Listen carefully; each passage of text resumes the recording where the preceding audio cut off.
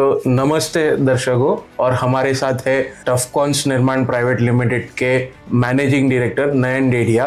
तो आज हम उनसे कुछ सवाल पूछेंगे रीडेवलपमेंट के बारे में और प्रोसेस को और इजीली हम जान पाएंगे। तो हम पहला सवाल ये है कि सेक्शन 79A ये कॉन्डोमिनियम, टेनेंटेड बिल्डिंग और ट्रस्ट जो रहते हैं, क्या उसके ऊपर वो लागू होता है और क्या ये उनको इम्पोर्टेंट है? सो अगर ये आपका question 79A of MCS act 1960 के तहत है तो ये only for cooperative housing societies के लिए है। It is not basically again this is again जैसे हमने पहले बताया कि ये SOP है, स्टैंडर्ड ऑपरेटिंग प्रोसीजर्स। तो वो प्रोसीजर फॉलो करने के लिए अगर रीडेवलपमेंट कर रहे हो तो ये वैसे तो कोई भी फॉलो कर सकता है, but this is meant basically in the bylaws for the cooperative housing societies या कोऑपरेटिव प्रीमाइसेस होंगे जो कोऑपरेटिव में होंगे उनके लिए है। इट इज़ बेसिकली कॉन्डोमिनियम के लिए ऐसा कोई नहीं है, not for tenanted properties as well as trust की प्रॉपर्टीज़ के लिए कोई नहीं है।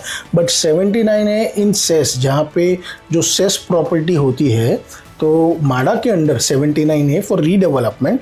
उसके लिए जहाँ पे ये प्लॉट्स जो होंगे माहिम से लेके टाउन तक या जो साइंस से लेके टाउन तक, जो अगर सेस प्रॉपर्टी होगी, स्पेसिफिकली सेस प्रॉपर्टी जिसमें सेस कैटेगरी होती है ABC ऐसा करके, तो जो सेस कैटेगरी सेस टैक्स भरते होंगे तो वो माडा सेस रिपेयर बोर्ड में माडा रिपेयर बोर्ड में वो रजिस्टर्ड होती है, तो सेस कैटेगरी होती है। तो उनके लिए कभी ऐसा है कि जो टेनेंटेड प्रॉपर्टीज़ होती है जहाँ पे लैंडलॉर्ड को पहले ऑप्शन दिया जाता है 6 मंथ्स के लिए कि अगर बिल्डिंग डिलैपिडेटेड है तो you have to get it dilapidated condition. अगर है तो माडा उसमें उनको भेजेगी, डिलैपिडेटेड अगर है तो, कि भाई आपको 6 महीने के अंदर आपको कोई भी ये रीडेवलपमेंट का प्रोसीजर आगे बढ़ाना है एंड प्रपोजल पुटअप करना है माडा को। अगर 6 महीने में उन्होंने नहीं किया तो वापस नेक्स्ट 6 महीना टेनेंट को एक उनको सोसाइटी बना के उनको एक प्रपोजल पुटअप करना है टू द माडा। सो दिस इज व्हाट कि 79A एज पर माडा वो उनके लिए फॉर टेनेंटेड प्रॉपर्टीज़ आइलैंड सिटी में है, वहाँ पे ये 79 ऑफ MCS एक्ट है।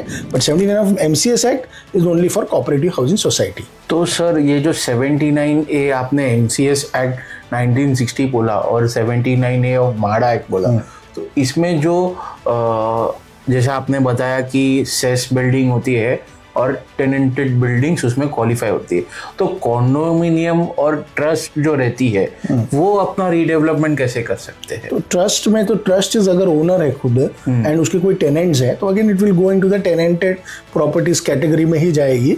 बट कॉन्डोमिनियम है, वहाँ पे क्या होता है कि हर एक यूनिट है वो अपना एक पार्ट ऑफ द लैंड का ओनर है उसमें, तो वो उसमें हर एक जन का उसमें कंसेंट लगता है अगर उनको रीडेवलपमेंट करने के लिए जाना है। So they have to move, but they have a possibility to convert them into the cooperative housing society and they come into this factor. उसमें भी आके वो लोग अपना कोऑपरेटिव हाउसिंग सोसाइटी कॉन्डोमिनियम का कोऑपरेटिव हाउसिंग सोसाइटी बना के they can follow this procedure जो 79A में जो SOP दिया है उसको भी फॉलो कर सकते हैं।